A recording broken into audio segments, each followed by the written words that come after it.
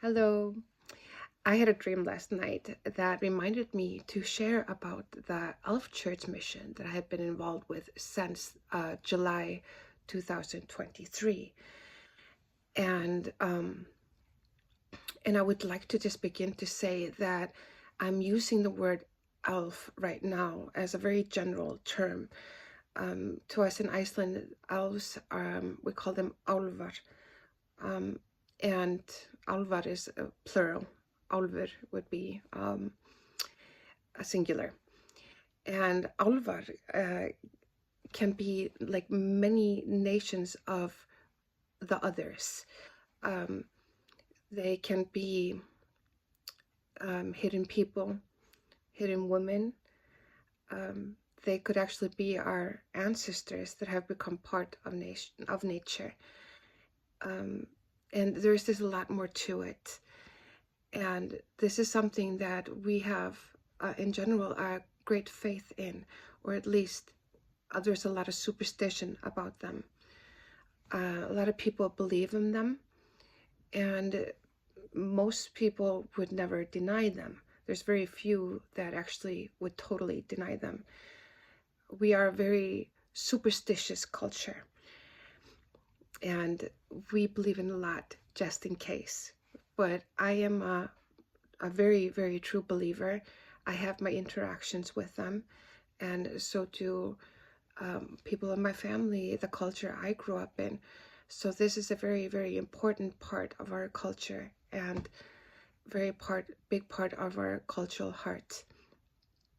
And I also would like to say, when I say Elf Church, okay, there is just a lot more to it. Maybe it would be like a whole other video or post just to explain what a elf church is exactly, but we could say that it is a mound or a rock fixture, something like that, that is extremely sacred and would be the sacred ground of the Alva nation. Very, very important. And there's a lot of superstition around it. And it's such a strong and important belief to us that we even have laws that are supposed to protect these mounds that have a history that is over 100 years old. And we are kind of famous for building roads around them, houses around them, and accommodating towards these spaces where the Álfar inhabit. And yeah, so here we go. Just to just to sum up like how it all began. For me, it began the summer of 2023 in July, if I remember right. I had a dream that I was taken to a meeting with the Álfar at their Álfar parliament. We actually have several places of Álfar parliament around Iceland, and there are a few points that would be like the major headquarters. So I was taken to one of them that is not far from where I live. And at this meeting, this is very lucid. This is a very lucid dream. This is like real life to me. And I would also like to say that dreams and beliefs in dreams is very, very deep and important in our culture. Dreams are just not dreams. They are like side realities, and they blend into our daily life. So, like I said, it's just not a dream. So I was taken to this meeting. I was invited to this meeting, and they were telling me of their troubles and telling me about one of their places, one of their churches is in danger. And I'm sitting at this meeting, I'm negotiating with them what I can do. I told them, like, because I was actually just coming out of surgery at this point. Yeah, if I remember right, I was coming out of surgery and I wasn't like fully recovered. But they told me that I would be fine, that they would help me and help me heal and be good for this mission. And so I agreed to this. And when I wake up, I really don't know exactly what does a mission entail. So where am I supposed to go and exactly what am I supposed to do? I just knew that there was something waiting to be done, something very, very important.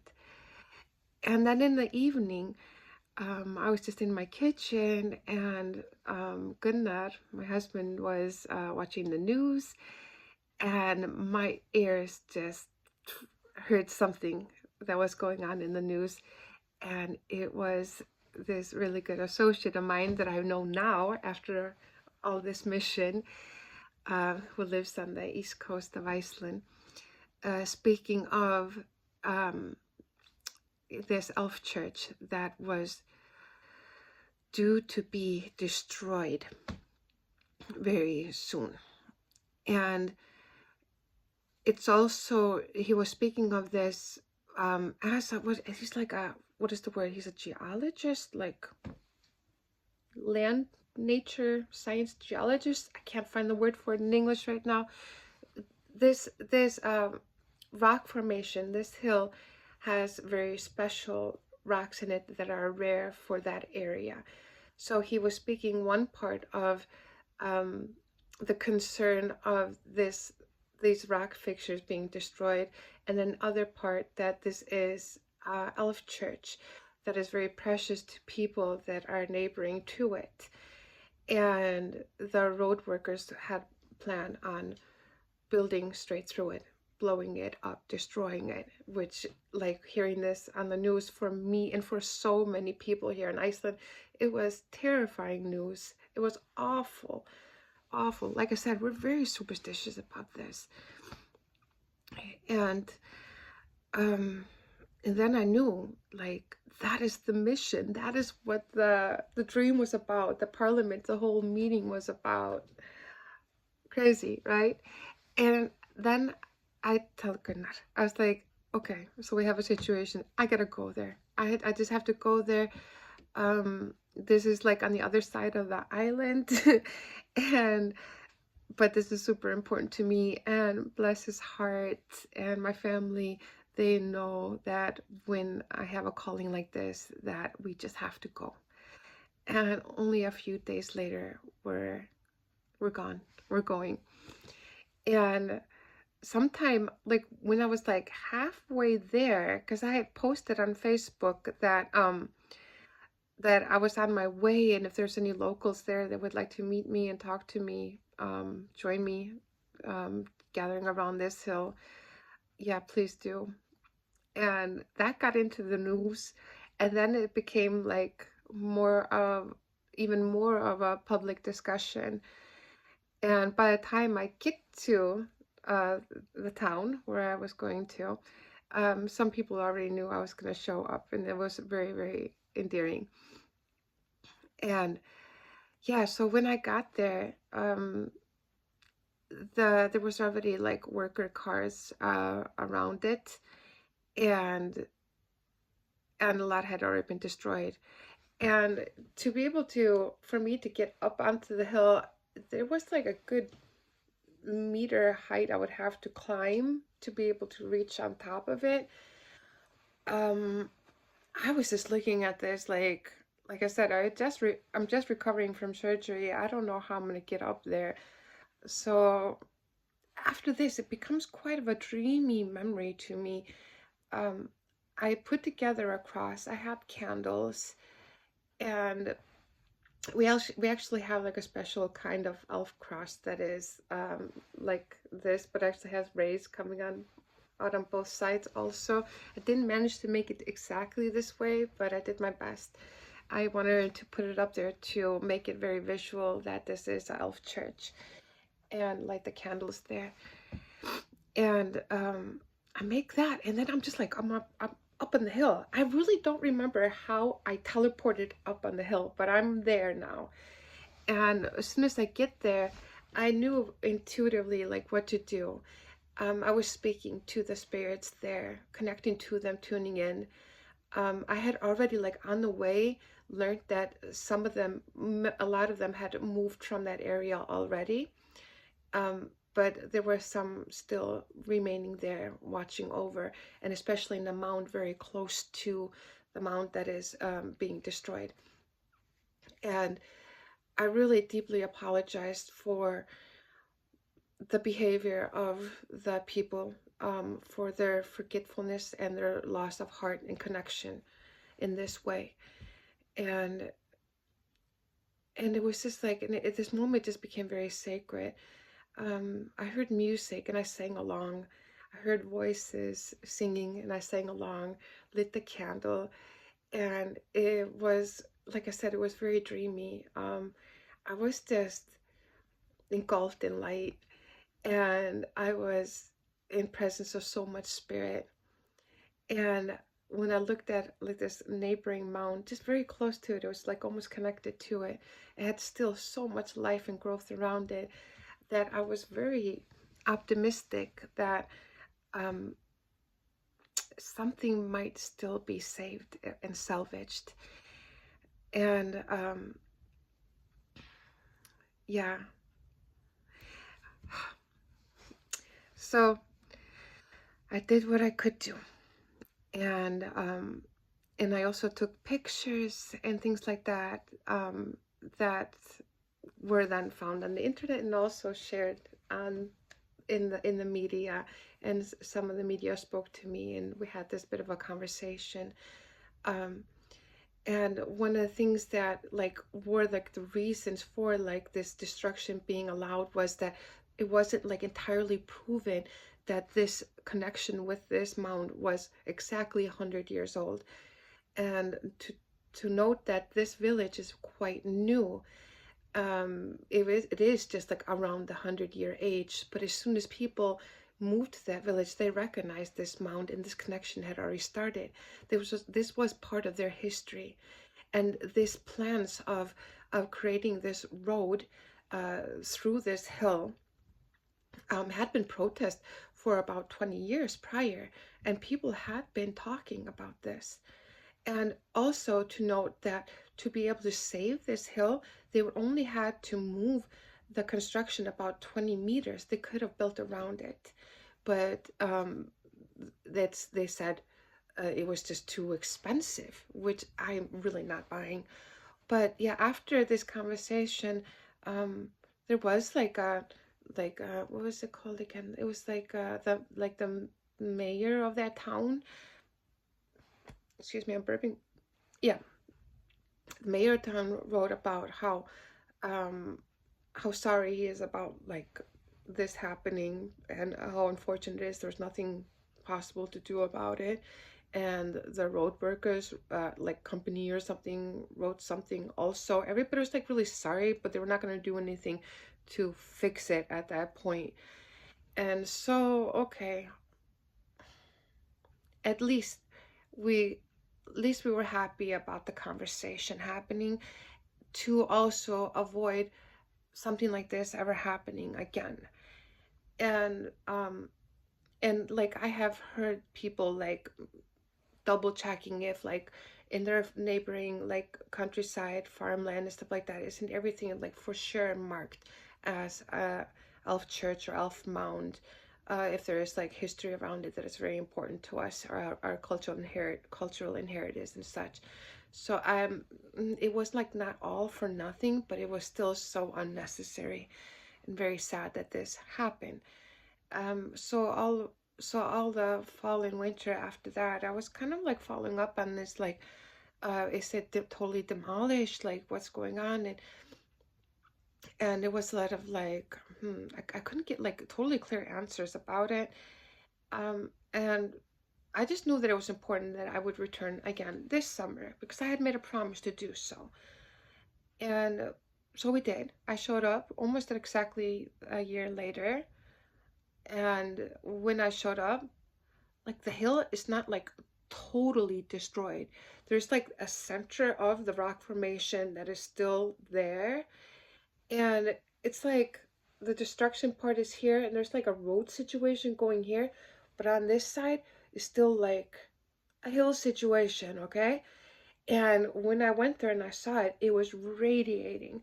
And again, there was so much growth around it. It was so beautiful. And I was like, could it be that some of it is salvage? And could it be possible that they couldn't, destroy the whole rock formation, which is not an unheard of thing in our culture? We have many, many stories and witness accounts and everything of hauntings happening when hills are supposed to be destroyed, and that's how people often end up building around it. It's very famous, and this is recent history. So maybe they couldn't demolish like the whole church, um, but I would say that the spirits there are showing humans a lot of mercy by moving into the hill very close by. I didn't expect to see it. So I was just like on the spot, found branches, did a new cross, put it on top of the church, and kind of like walking through the rubble, I ran into these crystals. Well, this crystal and this one here, it's very small. Like it's got a heart in it. Like this was inside of that mound. Can you imagine all of that? I wasn't sure if it was just something I was supposed to look at or if it was being gifted to me. And because I just don't take things from nature just because I want it. I have to get consent, and it should be a gift. And yeah, I trust that I got a good yes. This was a gift. Look, it's a heart. Look at that. It's so beautiful. So there is, yeah, great likeliness that some of it has been salvaged. That is very good news. I believe, and others believe too, is where spirits are and have the space to thrive. It can bring a lot of blessings to the human community. It does a lot of good for nature. You can sometimes recognize some mounds by like how much fertility is around it, how much growth and flowers are around it. And I'm very proud of this part of our culture. And this is something that it cannot, die out. And this is something we cannot forget. This is like I said, it's part of our cultural heart. Who we are as Icelanders is this connection with nature and being children of nature and having respect for nature as a living being. And that we're not like the only beings here, that it's not ours to just take and dominate. It's something that we should coexist with. And I think like whether somebody believes in the elves or not, very fortunately, people in Iceland respect this and respect this cultural inheritance. And I'm really glad this conversation happened in our community, and I'm so blessed that I was asked to show up. And yeah, there are people like me that are like elf communicators. We would negotiate with them. We speak between us about situations in our community, and I'm very honored that they trusted me with this mission. And also, as a gift, I healed well after my surgery. I have been doing really, really good. I was blessed, yeah, with the crystal, but I also healed really, really fast. And I think the elves had a lot to do with it. So, yeah, so that's the update of the mission. I'm going to post in another post after this one some pictures of the area and from last year and from this year. I don't think I ever posted about the mission last year except on my stories. I tend to forget to share about things because I just do. So thank you for listening, and yeah, áfram Álfar.